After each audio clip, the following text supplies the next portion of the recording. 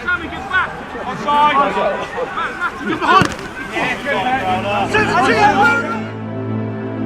It's for sport for warriors.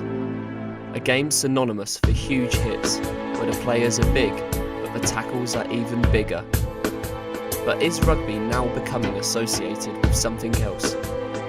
Over the course of the next 10 minutes, we'll be talking to players, experts, and people involved in the sport to figure out why so many head injuries are creeping into the game, and ultimately to answer this question: is rugby safe?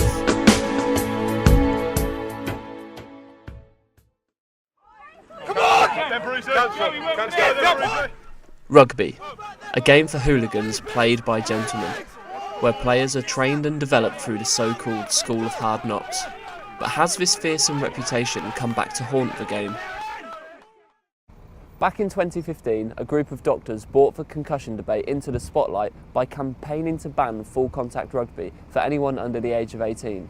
Since then, independent medics, tackling laws and a whole host of other reforms have been discussed to help reduce the amount of concussions that take place in the game. But what makes concussions so common in rugby? John Evans, the clinical director for general and specialist surgery at the Northampton General Hospital, believes that the sheer nature of the game is what puts players at risk, and not just bad tackles. Rugby is obviously a very physical contact sport. There are lots of collisions. Even with a tackle that's performed well, there's a chance that the player being tackled can fall to the ground and hit their head on the ground. Certainly a tackle that's performed badly will involve the player getting their head in the wrong position, which can lead to them getting direct hits on the head. There's also contact throughout the rucks and mauls, and again, at any point, contact between heads is quite possible. Since this debate started, the spotlight has mainly focused on the professional game. But is concussion a problem at all levels? Alex Coe is a 14-year-old student at the Northampton School for Boys and a promising rugby player. Playing in second row, Alex has already had his fair share of concussions, and his mother, Catherine White, is concerned for the health of her son and questions the safety of the sport. Do you consider rugby to be a safe sport? I think there's risks in it. I don't believe in not taking risks. I think life is about that, and I think there's lots of pluses about rugby. But certainly there are risks in terms of safety. And I always joke when he walks out the door, I say to him, try not to break your neck, because that does happen. It has happened. We all know some of the sort of famous stories of that. And I think there is a variety of injuries that could happen while he's playing rugby. At the moment, I think the balance is that he gets a lot out of it and it's a good sport. But if he if he got more regular injuries, and particularly concussion, I think be discouraging him to play. So far, we've looked at what causes concussion from a medical point of view and the effect that has on the younger generation playing the game. But as players develop into club level, the quality of coaching for tackling is crucial for how players prevent injuries and, in particular, concussion. Robbie George is a former player for Northampton Saints and director of rugby for Tosestrians, and he explains the laws of the game and how minute details must be considered when trying to perform a safe tackle. The important thing is in the safe tackle is that the player getting himself in the right position. So obviously the tackle is the defender who's going to stop the ball carrier coming towards him. So the concept is and we've had a lot of new guidance about heights we tackle and with this safety in mind. But the most important thing is that the player gets his head on the right side of the player carrying the ball. That's where a lot of the injuries come from, is where when you go into the tackle, the momentum of the player is coming towards him and the player gets his head on the wrong side, and that's when he gets the collision. So right from the youngest of age, they need to get the technique right and get the head in the right position to complete a safe tackle.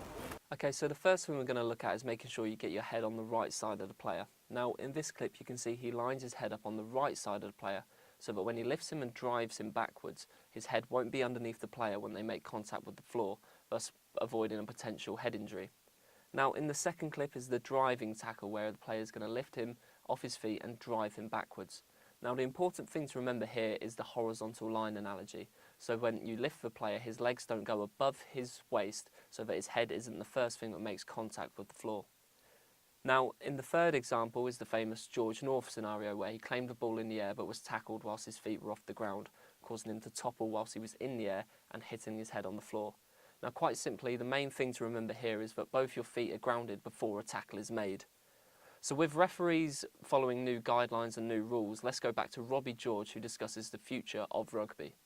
Well, it's a contact sport, and with contact comes injuries, but I always go back to players that are well coached and have a technique. I think that is paramount to the importance of the game being as safe as it possibly can. So the game now is legislating, or not so much legislating, because they haven't changed the legislation. There are clear guidelines for referees now, what we should be doing, what we shouldn't be doing, and I totally support those, because from my view, for the development of the game and the game going forward, the people who make the laws of the game must have their eye on 10 years ahead, because I've seen a massive difference in the physicality of the game in the last 10 years, and we are experiencing head injuries and concussions where we never used to, and it's quite a common concern and a fairly common occurrence where a player does get a head injury and the whole concussion thing comes into play. Never used to experience this, and I know there's a lot of attention and focus on head injuries and concussions, but without a doubt I am experiencing more of these collisions that are causing problems, and if the legislators have got their eye on that, to ensure in 10 years' time the game remains as safe as it can possibly be as a contact sport.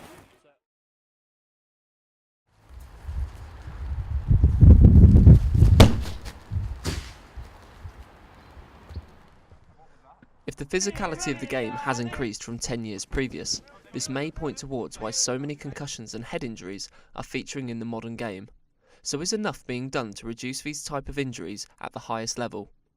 I travelled to St Albans to speak to Saracens and England hooker Jamie George to find out whether enough is being done to prevent concussion on the professional stage. Yeah, I guess so. I can't really talk too much for. I haven't got a huge involvement in non-professional rugby, but I can certainly say that a lot's being done here on the professional stage. I think you see how much media spotlight it's getting at the minute, especially coming from everything from the NFL. So I think there's a huge awareness of it. There's a lot of the rules around high tackles and stuff like that are all manipulated around reducing concussion, and then if concussion is there, then the protocol is very strict, and there's no getting around it. So I think, especially in the professional game, I think it's pretty strong. So if the education and teaching behind tackling is at a good enough standard at all levels, then is it time to just accept that concussion is an unfortunate part of the game? Yeah, I think so. I think I think a lot of the times when concussions happen are when you get your head on the wrong side of a tackle. So I do agree. I think learning the technique of tackling in particular is huge, but then there are just some times where someone sidesteps late or whatever it might be, and you just happen to get your head on the wrong side. So I think it's hugely important that everyone learns the techniques and all that side of the game. But I think there is an element of it being unavoidable at times because of the nature of the game, and sometimes your head might get in the way a little bit. Throughout this documentary, we've spoken to an England international, former player and coach, medical expert, and people directly involved in the concussion debate, with the sole purpose of answering this question: is rugby safe? And the simple answer is yes. If all procedures and protocols are followed, then rugby, like any other sport, is safe, barring bad timing and ill fortune. Now, rugby as a sport has had doubt cast over it, but there is one thing that can't be doubted, and that's the passion and commitment of everyone involved in the sport. And rugby is and continues to be a game for everyone.